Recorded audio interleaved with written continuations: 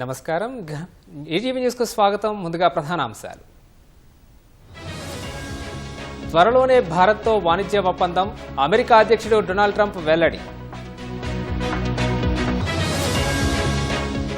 Nepal China సరిహద్దుల్లో వరదలు, కొట్టుకుపోయిన వాహనాలు, 18 మంది గల్లంతు.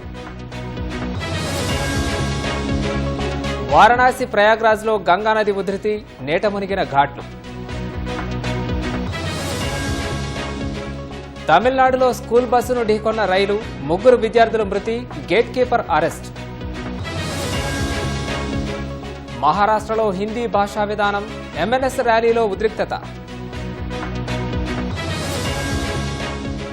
బీహార్ మహిళలకు నితీష్ సర్కార్ తీపి కబురు, ప్రభుత్వ ఉద్యోగాల్లో 35% రిజర్వేషన్.